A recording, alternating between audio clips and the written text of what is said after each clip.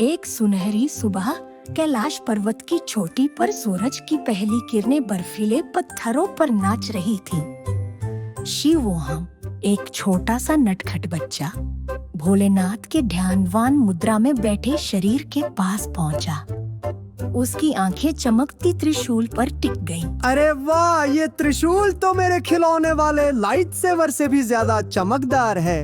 वो उछलकर त्रिशूल की ओर बढ़ा, पर उसका हाथ पहुंचने से पहले ही भोलेनाथ की आंखें खुल गईं। संभल कर। शिवोहम, ये त्रिशूल खिलौना नहीं, समुद्र मंथन का साक्षी है, उन्होंने मुस्कुराते हुए कहा। पर शिवोहम ने जिद पकड़ ली। भोलेनाथ ने त्रिशूल को हल्का कर दिया। शिवोहम ने उसे घुमाया और जैसे ही त्रिशूल ने हवा को छुआ, जमीन पर सुनहरी रेखाएं बन गईं, एक चमकता हुआ इंद्रधनुष। देखो भोलेनाथ, मैंने आकाश को जमीन पर उतार दिया। शिवोहम ने गर्व से कहा। भोलेनाथ ने उसके सिर पर हाथ फेरा।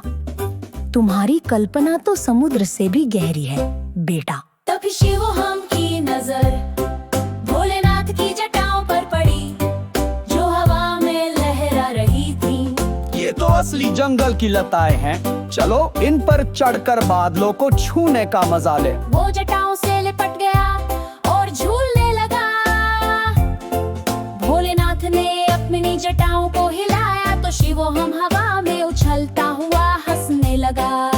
लगता है मैं पक्षी बन गया हूँ, उसने चिल्लाते हुए कहा।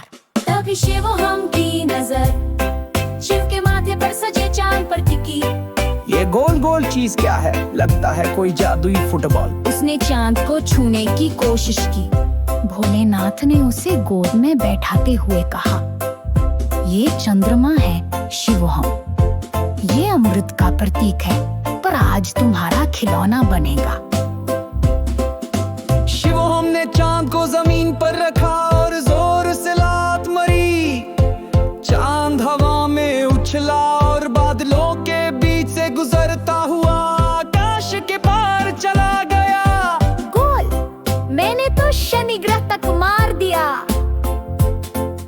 शिवोहम ने खुशी से उछलते हुए कहा, पर चांद वापस नहीं आया।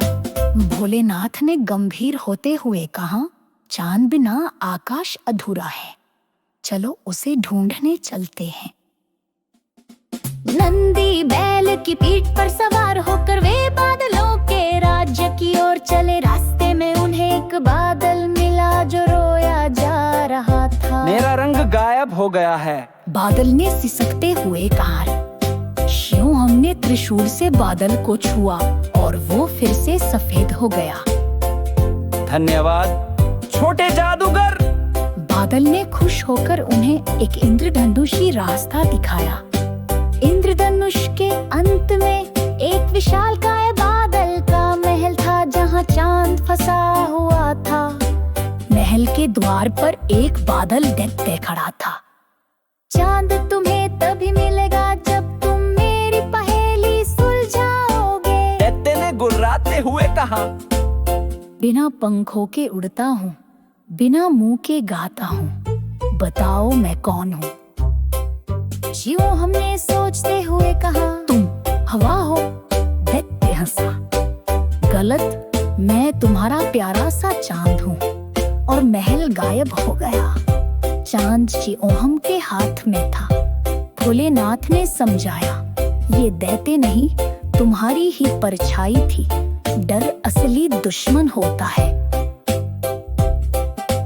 वापसी पर शिवोहम ने चांद को शिव के माथे पर वापस रख दिया।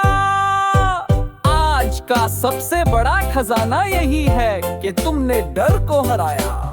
भोलेनाथ ने गर्व से कहा। थक कर शिवोहम शिव की गोद में सो गया।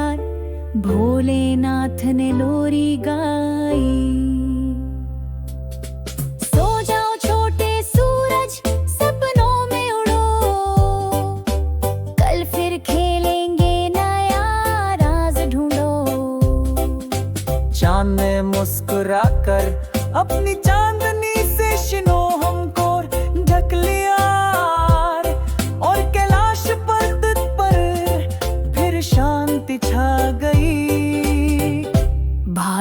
राज्य का रहस्य। शिवहम और भोलेनाथ नंदी की पीठ पर सवार होकर बादलों के राज्य की ओर बढ़े। रास्ते में उन्हें एक विशालकाय इंद्रधनुषी झरना दिखाई दिया, जिससे नीले, हरे और सुनहरे पानी की धाराएं बह रही थी। शिवहम ने उत्सुक कब तशा हुई शर्मा किसमें नोहा चाहे हा कोई जादूगर लेता है। भोलेनाथ ने दिशकुलाते हुए कहा, दी झरना बाद दिया सिमोहन जे खुशूले रहते हैं। दुबी एक छोटा सा बादर जिसके नाम मीहो था, उनके सामने मीखो रोया जा रहा था। मिल गलाम बोदले गायब हो गए आए। वो हमेशा गाना गाती की, क्या आप उसुर गांगनी में मेरी मदद करेंगी? शिवो हम्मे होनम पहानी दई दी। चलो भोलेनाथ बड़ी बात भी कोई हो गया।